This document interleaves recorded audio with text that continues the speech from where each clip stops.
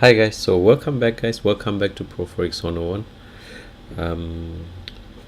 So guys, today I wanted to speak to you guys about what a market is and try to simplify things to a point where anyone can understand. When you're getting into Forex, or when you hear about Forex, sometimes you think, what is this Forex market? So we want to answer that question, so it's clear in your mind, and we will try to simplify it down to an everyday occurrence where you go to a market to buy a simple thing, which is same as the Forex market. So anyway, so let's get into it and see what I mean. Okay, guys, so if you want to buy something, for instance, let's say you want to buy an orange. Okay, what do? You go to a market where they sell orange. Okay, so you go to a fruit market, right? Okay, so when you go to the market, what do you take with you? You take your money, right?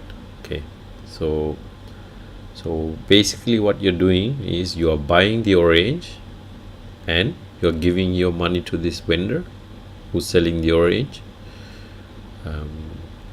There in itself you have just done a trade. Okay, so let me write it down. You are buying an orange. I'll keep it 3 letters because it's the same thing, the foreign currency markets. And then you are giving him your money, which is your US. Let's say you are in the US. Okay, so you got your US dollars on you. You're paying him let's say $1 for the orange. Okay, I'll make it $1.50 for this example. So the exchange rate for this orange, particular for one orange, is $1. Sorry, one orange equals to $1.50.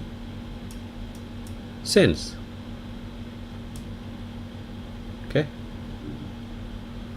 so this is the same thing in the currency markets, guys, but instead of you're buying a product, you are buying another currency with another currency. So both the buying and selling, both the buying and selling is using currency. So here you are buying an orange, and just by the action of giving your money to the vendor when you're buying an orange, you are selling your US dollar, your money, to the vendor. Okay, so same thing that happens in the currency markets, guys. Okay, so let's take an example. I'll bring euro dollar up.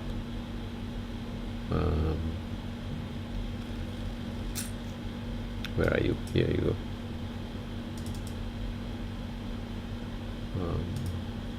Okay, so when you go to the currency market, okay, what happens? You want to buy euro and you want to sell dollar, so you buy this chart, right?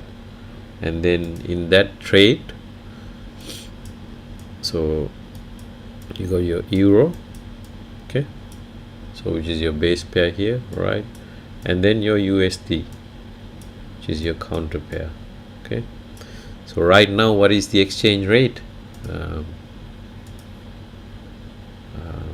So for 1 euro, you will get $1.12. Same thing, guys, same thing that we did in the market where we were buying an orange. So one orange is $1.50. That's the exchange rate for that product. This is the exchange rate for the euro, and you're paying with dollar, $1.12. $sign. Okay, so you see the similarity, guys. Okay, so in the currency markets, okay, you are only dealing with money. There's no product associated with it. Okay, and in the example here, we are buying a product using your money. Okay, to get into the history of things, guys, like in the beginning, people didn't have money, right? So what happened was, people back in the day, people used to exchange goods and service for another goods and service. There was the barter system, right? We were taught this back in school. So from the barter system, in the sense, like, let's say, let's go back to that apples and orange example, in the sense we're in a fruit market, okay? And so back in the day, there was no money involved, right? So what happened was, let's say I have some apples and I need oranges, so I go to this market and I give my my apples to the vendor, and I get oranges from him. So it's a direct exchange of goods and services, okay? So it's a direct exchange of goods for this example. So it can be a goods or service, okay? So so in that itself, that's how trade started. That's a simple trade. You when you go to the market, I'm giving my apple to the vendor, and basically I'm selling my apple and I'm buying some oranges, okay? But when in this example where we used money, I'm giving my money to the vendor, and I'm selling my money, and then I'm buying an orange, okay? So that's how trade started. And then slowly, guys, people started using, even like after the barter system, before money came in, there was another trading system where people used non-perishable goods as a common currency, okay? Like they used to use something like rice, okay, rice bags. So people, instead of money, people used to carry around rice bags in markets. Imagine that. So they would, like, let's say they want to buy some bananas or something, they would have to pay the vendor using rice. So they'll have like half a kg of rice. They'll have an exchange rate where, half a kg of rice is equal to, half a kg of banana is equal to certain what am I saying? So one banana is equal to certain amount of rice, okay? Simple as that, guys, right? So, and then that's how market started. And then to get back into Forex, guys, these candlesticks that we're using, they were actually invented by Japanese rice traders, okay? Back in the day when they were using rice as a common currency, okay? They invented this system where, you got the open close, and then you coloring in the whole body, and you got your tails, this whole candlestick system and the price action, all these things, they were invented by Japanese rice traders, guys. Isn't that crazy? Anyway, so yeah, guys, so anyway, guys, that's a little bit about history about markets. But you see how simple it is, this trade that we did here is the same thing that we are doing in our currency markets, but there's no goods or service. It's just we are buying and selling money, okay?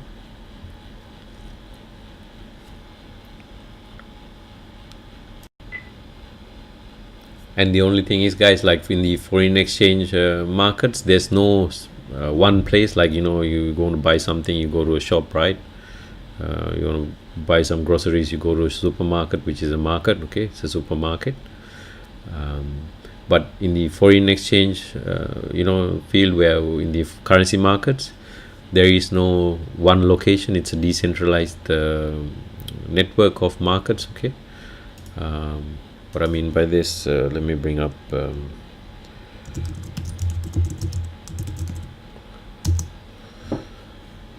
there are 4 major markets, which is the London market, okay, the New York market, Sydney, and Tokyo. So literally, guys, foreign exchange markets are open 24/7. 24 hours a day, 5 days a week, okay? Saturday, Sunday they are closed. So they say, just as a, as a joke, that the foreign exchange markets literally follow the sun. Wherever the sun is shining, markets are open for those 5 days. So London opens, and then when London's closed, New York's running, and then Sydney, and then Tokyo. So in these markets, guys, the best time to trade like euro and British pound would be during the London session, during the time those markets are active. And then the best time to trade US dollar, Canadian dollar would be the New York session. And the best times to trade Australian dollar, New Zealand dollar would be in these sessions, in Sydney session, and Japanese yen, of course, in Tokyo session. And the best of the best times are, guys, when these markets overlap. Okay.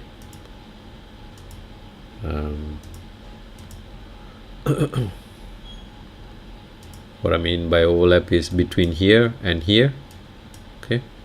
When London and New York, they're both running, that's the best time. And then Sydney and Tokyo, they're both running between these two times. Well, will be this 6-hour time frame, I think. And then there's a 4-hour time frame here. Okay. So those are the best of the best times. Yeah. You just need to figure out your local time, guys, and do the maths. And then you can literally follow the markets around the clock. So okay, guys, so so you might ask me, okay, so if we are buying and selling in the market, how do we make a profit? So let's try to do an example. Okay. I had this. Yeah, let's have a look at this scenario. Okay, let's take, for example, the a shirt here. Okay, let's say you want to buy a shirt today, right? And it is, let's make that darker.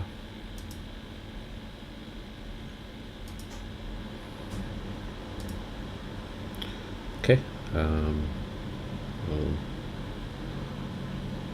Let's write it here. Okay, so you want to buy a shirt.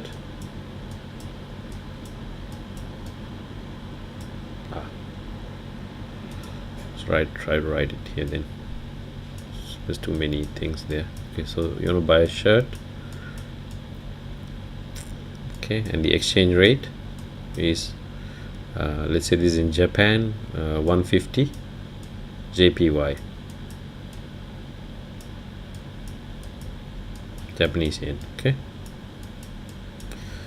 so how you make a profit is, guys, if you know that this shirt is going to be worth 200 yen by tomorrow, so you buy it today, you hold on to it for a day, and then come tomorrow you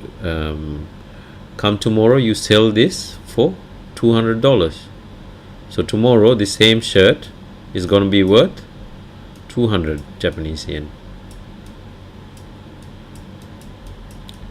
So just by buying it today and holding on to the shirt, you have made 50 yen, just 50 JPY profit.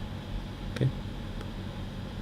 So how you come up with the idea that the shirt is going to be a bit more expensive by tomorrow, that is what we call analysis, guys. Okay. So in the currency markets, there's fundamental analysis and technical analysis, right? So it's a very complex process where you do a lot of analysis and figure out, okay, this currency is gonna go up in value or go down in value. Okay. So similarly, so this is the simple way of explaining where with a shirt how you can make a profit in the market. Okay. So same thing in the currency markets. So you're expecting euro to go up in value by tomorrow, so you buy this pair. Okay. And when it comes time to let's say you want you know that the market is going to be going to this price in this range in this area, which is around $1.30, let's say $1.13. Okay, so you buy it when it's $1.12, and when it reaches $1.13, you sell it off. So you made a profit in that movement. Okay, and to figure out what that it's gonna go up, you need your analysis, guys. Okay, which is your fundamentals coupled with your technical analysis.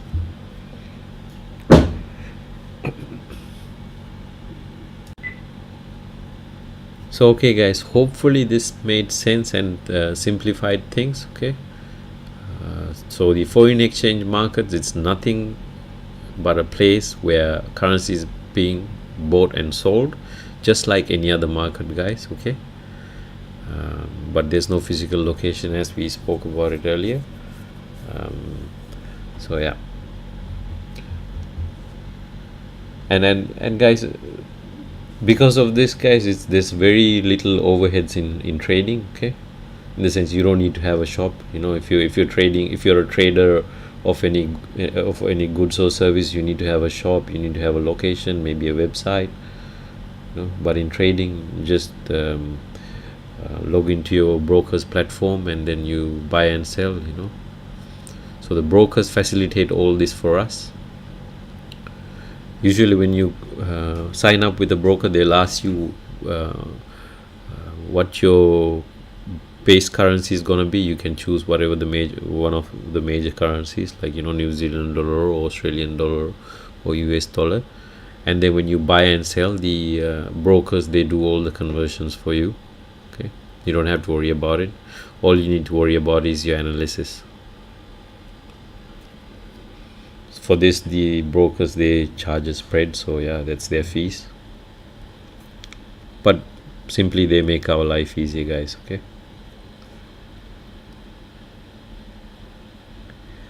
Okay guys, so hopefully this shed some light on what the foreign exchange markets are, and we also compared it to a very simple example of buying some everyday item at a market. So yeah guys, so think of it like that. This really when I looked at it when I looked at the markets from this angle, you know, from an everyday occurrence, it's really made sense to me. Okay, and also started unraveling things in my head, you know, and I'm like, okay, yeah, this makes sense.